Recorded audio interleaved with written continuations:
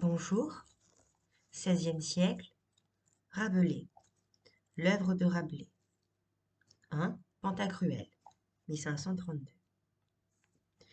Il conte les prouesses de Pantagruel, géant comme son père, et comme lui doué d'une force et d'un appétit formidables. Son prédécesseur anonyme visait uniquement le public populaire. Merveilleux, gigantesque et féerique, mélange de fiction et de réalité historique. La supériorité de Rabelais est éclatante. À ces mêmes effets comiques, il en joignait d'autres, tirés de farces estudiantines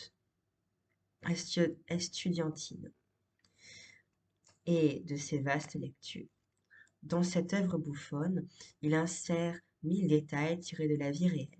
Certains chapitres, nettement au-dessus de l'esprit populaire, expriment l'idéal humaniste, confèrent l'être de Gargantua, critiquent la routine des sciences juridiques, prennent position en faveur de l'évangélisme. Gargantua, 1534, petit 2. Au retour de son premier voyage en Italie, Rabelais publia La vie très horrifique du grand Gargantua, père de Pantagruel. Ce livre devenait donc le premier de la geste des géants dont Pantagruel forme le livre 2.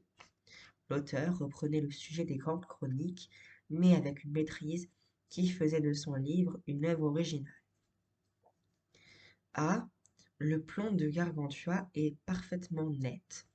Enfance et étude de Gargantua, ses exploits dans la guerre picrocholine, récompense au vainqueur et description de Thélème. B. Plus que le merveilleux gigantesque, c'est le réalisme des mœurs qui passe sous premier plan. L'action se déroule à Paris, dans le milieu des étudiants, ou en plein Chinonais, dans ce monde des paysans et des moines que Rabelais connaît à merveille. Le Gargantua fourmille de souvenirs personnels et d'allusions aux plus menus faits de l'histoire locale. C'est, enfin, la chose était indiquée dès le prologue. Rabelais exprime son avis sur diverses questions sérieuses.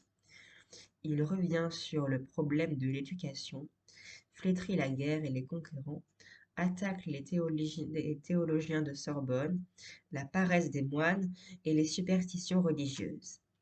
Il se prononce cette fois encore en faveur du retour à la pure doctrine évangélique. C'est qu'en 1534, les humanistes du Collège royal étaient, malgré la Sorbonne, autorisés par François Ier à étudier l'écriture sainte dans le texte original, et les idées nouvelles paraissent sur le point de l'emporter. Le tiers-livre, 1546. Ces attaques sont à peu près absentes du tiers-livre. Que s'était-il donc passé? Peu après l'affaire des placards, le roi, irrité, laisse carte blanche à la Sorbonne contre les hérétiques. Rabelais quitte prudemment Lyon, février 1535, et juge bon, pour quelques années, de se consacrer uniquement à la médecine.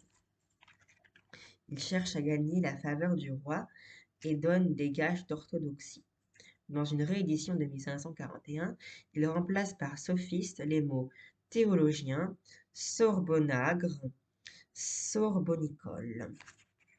Devenu maître des requêtes du roi en 1543, il publie en 1546 le tiers-livre d'inspiration tout à fait nouvelle. Il renonce par prudence à la satire religieuse. D'autre part, lassé du thème gigantesque, il met au premier plan le personnage de Panurge et la série des consultations bouffonnes sur la question du mariage. On oublie presque que Pantagruel est un géant. Il est devenu philosophe. Et sa sagesse oublie presque que Pantagruel est un géant. Pardon. Et sa sagesse consiste à garder une sérénité parfaite devant les événements et à considérer les folies humaines avec une large indulgence. Le tiers-livre n'en fut pas moins condamné comme les deux précédents, et Rabelais dut se réfugier à Metz, mars 1546. Le quart-livre, 1548-1552. Il publie en 1548 une rédaction partielle du quart-livre, 11 chapitres très sages, série de récits où Rabelais renonce à ses attaques contre les théologiens. De nouveau bien en cours, l'écrivain obtient en 1550 un privilège pour réimprimer ses ouvrages et se remet au travail.